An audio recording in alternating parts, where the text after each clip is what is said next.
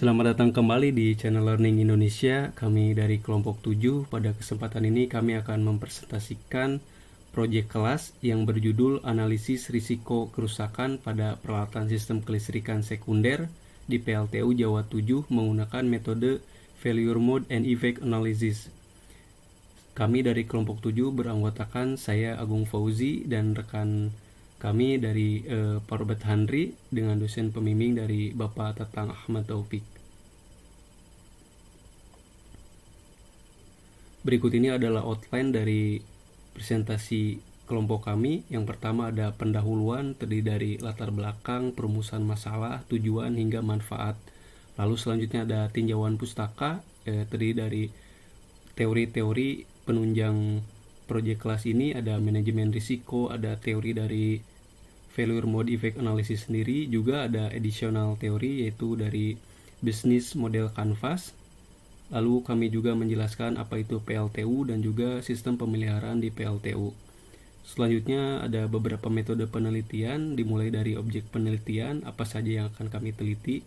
Lalu kami membuatnya menjadi diagram alir untuk kemudian mengidentifikasi masalahnya, pengumpulan data, pengolahan data, hingga pada tahap evaluasi dan kesimpulan.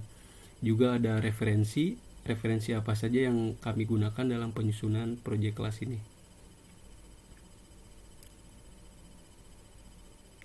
Yang pertama ada pendahuluan, latar belakang. Saya sendiri bekerja di PLTU Jawa 7, di mana ini merupakan pembangkit listrik dengan kapasitas yang cukup besar, yaitu 2 kali 1000 mega, dengan menggunakan bahan bakar kalori rendah. Nah, pada sistem PLTU Jawa 7 ini juga ada sistem kelistrikan sekunder, di mana merupakan komponen yang penting yang berfungsi untuk sistem proteksi, kontrol, monitoring, dan juga supply power untuk peralatan esensial, di mana dengan risiko yang terjadi pada gangguan sistem kelistrikan sekunder, maka akan terganggu secara langsung suplai listrik kepada konsumen. Nah, salah satu metode yang digunakan untuk menentukan potensi risiko yang ada ini yaitu dengan menggunakan metode FMEA atau Failure Mode Effect Analysis, dengan cara menganalisis jenis peralatan yang dipakai, jenis kerusakannya, penyebab kerusakan, dampaknya, dan juga cara mencegahnya. Lalu selanjutnya ada perumusan masalah, di mana pada penelitian ini kami merumuskan ada 3. Yang pertama ada bagaimana kami menilai risiko, khususnya risiko kerusakan peralatan yang mungkin bisa terjadi pada industri PLTU. Lalu selanjutnya ada bagaimana pengelolaan risiko tersebut hingga dapat menghasilkan pola pemeliharaan prediktif untuk PLTU. Lalu selanjutnya ada pada tingkat apa pemeliharaan prediktif itu dapat meningkatkan kinerja keandalan pada sistem PLTU.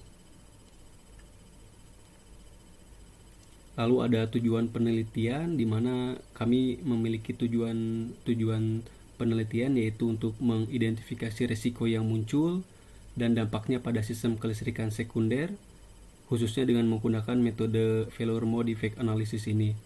Lalu untuk menghindari pemeliharaan yang tidak direncanakan, penggunaan pola pemeliharaan prediktif untuk mengelola risiko yang muncul. Dan yang terakhir untuk mempelajari kinerja peralatan sistem kelistrikan sekunder pada PLTU. Untuk selanjutnya ada manfaat penelitian, di mana ada beberapa manfaat, yaitu memberikan penjelasan tentang metode analisis risiko Failure Mode Effect Analysis untuk menemukan kerusakan pada peralatan sistem kelistrikan sekunder khususnya di PLTU. Lalu untuk memberikan penjelasan bagaimana metode yang digunakan untuk mengevaluasi efektivitas manajemen risiko. Dan yang terakhir yaitu memahami pentingnya pemeliharaan prediktif pada sistem kelistrikan sekunder di PLTU. Dan selanjutnya ada tinjauan pustaka. Pada tinjauan pustaka ini kami mengumpulkan beberapa teori yang relevan yang sesuai dengan keperluan proyek kelas ini. Yang pertama ada manajemen risiko, di mana manajemen risiko yang kami gunakan yaitu menggunakan standar ISO 3100 tahun 2009 Risk Management Principle and Guidelines, di mana standar ini tuh menentukan 11 prinsip yang perlu dipahami dan juga diterapkan pada kerangka dan proses manajemen risiko, sehingga dapat memastikan efektivitasnya. Di mana ke-11 prinsip tersebut ada yang pertama itu untuk create value atau memberikan dan melindungi nilai tambah organisasi. Lalu selanjutnya ada bagian terpadu dari seluruh proses organisasi. Selanjutnya nomor 3 ada bagian dari pengambilan keputusan. Lalu selanjutnya ada secara khusus untuk menangani ketidakpastian. Lalu ada sistematis, terstruktur, dan juga tepat waktu. Lalu berdasarkan informasi terbaik yang tersedia, selanjutnya itu disesuaikan dengan apa saja kebutuhan dari organisasi. Selanjutnya ada mempertimbangkan faktor budaya dan juga faktor manusia. Lalu selanjutnya ada transparan dan juga inklusif. Lalu ada dinamis, berulang, dan responsif. Dan yang terakhir itu untuk perbaikan kontinu dan juga peningkatan organisasi. Selanjutnya tinjauan pustaka yang kami gunakan yaitu Failure Mode Effect Analysis, di mana ini adalah metode penilaian risiko yang berfokus pada kegagalan dan menggunakan skala tertentu dalam melakukan penilaian risiko, di mana ada beberapa elemen analisis risiko kerusakan, yaitu ada yang pertama failure mode atau mode kegagalan, yang kedua ada failure effect atau efek kegagalan, yang ketiga ada failure cause atau penyebab kegagalan, dan yang keempat ada prioritas risiko, dan yang terakhir ada failure defense task. Pada gambar berikut dijelaskan ada tahap-tahapan dalam pembuatan failure mode effect analysis, dimulai dari itemnya apa saja, lalu kemudian fungsi dari masing-masing item, hingga kemudian menentukan failure mode atau mode kegagalannya, hingga dicapai atau didapatkan alasan-alasannya apa, dan lalu dapat ditentukan nilai dari RPN-nya sendiri. Selanjutnya tinjauan pustaka yang kami gunakan yaitu mengenai business model canvas. Ini untuk mengetahui bisnis perusahaan secara umum, di mana BMC ini tuh terdiri dari 9 blok bangunan bisnis. Setiap blok bangunan terisi elemen penting yang menjelaskan bagaimana sebuah organisasi dapat menghasilkan keuntungan dan juga manfaat dari pelanggannya. Di mana ke-9 blok ini ada yang pertama ada customer segment, lalu ada value proposition, ada channels, lalu selanjutnya ada customer relationship, ada revenue streams, key resources, key activities, key partnership, dan yang terakhir cost structure. Business model canvas ini populer disampaikan oleh Osterwalder dan juga Pigner pada tahun 2010. Selanjutnya kita akan membahas mengenai sistem pembangkitan tenaga listrik tenaga uap atau PLTU, di mana secara sederhana PLTU ini dapat mengubah energi kimia dari bahan bakar batu bara menjadi energi listrik dengan 3 tahap menghasilkan energi, yaitu pertama energi kimia dibakar, lalu diubah menjadi uap bertekanan tinggi dan juga panas. Kemudian uap bertekanan tinggi dan panas itu dihasilkan untuk memutar turbin, lalu turbin tersebut tersambung ke generator sehingga mengubah energi mekanik menjadi energi listrik.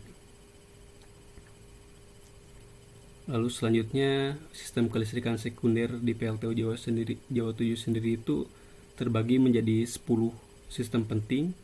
Yang pertama ada sistem proteksi generator, di mana sistem ini berfungsi untuk melindungi, mengontrol, dan juga memonitoring pada sisi generator. Yang kedua ada sistem proteksi transformator, sama seperti generator, tetapi objek yang dikontrol, diproteksi, dan dimonitoring adalah transformator.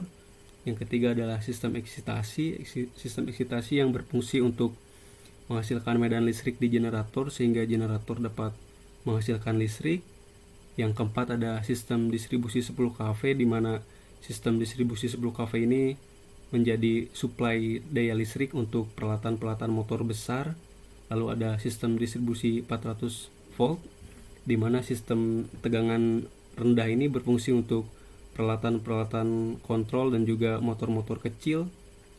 Lalu ada sistem DC yang digunakan untuk power untuk sistem kontrol, sistem proteksi, ada juga UPS yang berfungsi untuk suplai daya stabil pada beberapa peralatan esensial. Ada EDG atau emergency diesel generator, di mana ini berfungsi untuk suplai daya ketika unit mati. Ada frekuensi converter, di mana berfungsi untuk mengatur motor-motor yang penting, misalnya pada motor belt conveyor yang mengangkut batu bara. Yang ke-10 ada komunikasi ESP atau electrostatic precipitator yang berfungsi untuk menyaring debu sehingga uap atau bahan bakar sisa dari PLTU dapat lebih bersih. Lalu selanjutnya ada manajemen pemeliharaan pembangkit listrik. Ini berkaitan dengan kehandalan, di mana kehandalan itu didefinisikan sebagai kemungkinan atau peralatan melakukan fungsinya dengan baik dalam jangka waktu tertentu dan juga digunakan sesuai dengan spesifikasinya, di mana ada 3 konsep dasar, yaitu tiap bagian dan peralatan pembangkit listrik memiliki modus dan juga tingkat kegagalan yang berbeda. Lalu semua kombinasi komponen adalah unik dan kegagalan adalah suatu komponen yang dapat menyebabkan kegagalan komponen lainnya, artinya berkesinambungan. Dan yang ketiga adalah faktor-faktor seperti lokasi, ketinggian, kedalaman, tekanan, temperatur, kelembaban, hingga kecepatan itu mempengaruhi bagaimana tiap bagian sistem berfungsi. Secara sederhana untuk pemeliharaan pembangkit listrik ada 3. Yang pertama ada korektif, di mana korektif ini menjalankan mesin atau sistem hingga kegagalan terjadi. Lalu ada preventif, di mana penjadwalan pemeliharaan pada interval waktu tertentu. Dan juga ada prediktif, yaitu dengan mengidentifikasi kerusakan pada peralatan sebelum kerusakan benar-benar terjadi. Berikutnya akan dijelaskan oleh rekan kami, Pak Robert Handri. Waktu dan tempat dipersilakan. Ya, terima kasih Pak Agung. Selanjutnya kita akan membahas tentang metode penelitian. Di sini ada objek penelitian, yaitu objek penelitian yang dilakukan yaitu melakukan analisa manajemen risiko terhadap sistem kelistrikan sekunder di PLTU Jawa 7 menggunakan metode FMEA. Analisis yang dilakukan meliputi pemetaan terhadap peralatan dan fungsinya yang digunakan pada sistem kelistrikan sekunder PLTU, lalu menganalisa penyebab mengapa peralatan tersebut mengalami kegagalan. Berikutnya ada diagram alir. Diagram alir penelitian ini meliputi yang pertama yaitu identifikasi masalah, kedua pengumpulan data, ketiga pengolahan data, yang terakhir keempat yaitu evaluasi data dan kesimpulan. Lalu berikutnya ada identifikasi masalah. Di sini kita menemukan ada 3 masalah, yaitu yang pertama, kerusakan pada sistem kelistrikan sekunder akan mengakibatkan kegagalan PLTU dalam memasok kebutuhan listrik kepada PLN. Kerusakan dan penurunan fungsi komponen akibat kegagalan sistem kelistrikan sekunder menjadi penyebab utama PLTU gagal dalam menyalurkan listrik kepada pelanggan. Yang ketiga yaitu manajemen resiko pada operasional sistem kelistrikan sekunder dibutuhkan untuk mengatasi kegagalan PLTU memasok listrik kepada pelanggan. Lalu pada tahap pengumpulan data. Pengumpulan data dilakukan dengan melakukan 9 tahap FMEA yang dituangkan ke dalam tabel yang terdiri dari item peralatan, failure mode, dampak, severity, penyebab, occurrence, penyebab, pencegahan, detection, dan RPN atau risk priority number. Responden merupakan manajemen dan tim maintenance dari PLTU Jawa 7 sendiri. Lalu pada tahap pengolahan data dilakukan dengan analisis resiko dari semua potensi resiko yang akan diukur berdasarkan severity, occurrence, dan detection. Severity digunakan untuk mengukur dampak kerusakan pada peralatan yang dinilai dari sisi kemampuan proses produksi terhadap efek kegagalan yang menggambarkan penurunan kemampuan produksi dan keamanan. Occurrence sendiri digunakan untuk menentukan bahwa penyebab kegagalan yang akan terjadi selama proses penggunaan produk. Detection digunakan untuk sebagai alat kontrol untuk penyebab potensi kegagalan. Berikut merupakan tabel severity yang digunakan. Bisa kita lihat dimulai dari peringkat yang paling tinggi yang 10. Dengan kriteria dampak, pekerja mempunyai kemungkinan tinggi untuk berada pada situasi berbahaya dan berakibat kematian atau cedera berat atau cacat. Kriteria dampaknya terhadap proses efek yaitu satu blok pembangkit listrik mati. Lalu kita bisa lihat pada peringkat yang paling akhir, di nomor 2, kerusakan sistem tidak berpengaruh terhadap keamanan, yaitu kriteria dampaknya tidak berdampak pada produksi listrik. Pada table occurrence, di sini kita bisa lihat dari peringkat 10, di mana deskripsi yang paling sering terjadi dengan keterangan kerusakan peralatan sering terjadi yang berpotensi mengganggu kinerja unit. Lalu pada tingkat terakhir ada yang nomor 2, yaitu dengan mustahil terjadi dengan keterangan kerusakan peralatan tidak mungkin terjadi. Lalu ada pada table detection. Di sini kita bisa lihat opportunity for detection dengan peringkat yang paling tinggi, rank 10, pasti tidak terdeteksi, dan kriteria tidak bisa mendeteksi atau tidak ada inspeksi. Likelihood of detection almost impossible. Lalu dengan kriteria yang paling akhir, dengan rank nomor 1, kita bisa lihat opportunity for detection, yaitu pencegahan kesalahan. Dengan kriteria pencegahan kesalahan dengan future design, machine design, atau part design, part reject tidak bisa dibuat karena item sudah di error proofed. Dengan likelihood of detection almost certain, dengan resiko yang paling rendah. Lalu selanjutnya pada tahap evaluasi data dan kesimpulan. Dalam tahap ini, evaluasi data dilakukan dengan cara mengukur kinerja perusahaan tersebut terhadap aktivitas pemeliharaan yang dilakukan perusahaan tersebut, yaitu PLTU Jawa 7 sendiri. Beberapa kriteria risiko yang didapatkan dari hasil penyusunan proses FMEA, kemudian diberikan ranking prioritas, kemudian dimasukkan dalam aktivitas pemeliharaan, dan dimonitor secara berkelanjutan apakah memenuhi dari target perusahaan atau tidak. Tujuan dilakukan dari audit aktivitas pemeliharaan ini yaitu untuk memastikan bahwa kegiatan pemeliharaan prediktif benar-benar bermanfaat dan perlu pengembangan di setiap kerangka kerja dengan benar dan konsisten. Beberapa faktor yang mempengaruhi sistem kegiatan pemeliharaan kelistrikan sekunder yaitu yang pertama, adanya target kinerja dari semester sebelumnya yang perlu direview. Yang kedua, kebijakan manajemen yang mempengaruhi kinerja sistem kelistrikan sekunder pada PLTU. Lalu berikutnya ada referensi. Berikut referensi dari beberapa paper dan buku yang kita gunakan dalam proyek kelas ini. Sekian dari presentasi kita. Terima kasih.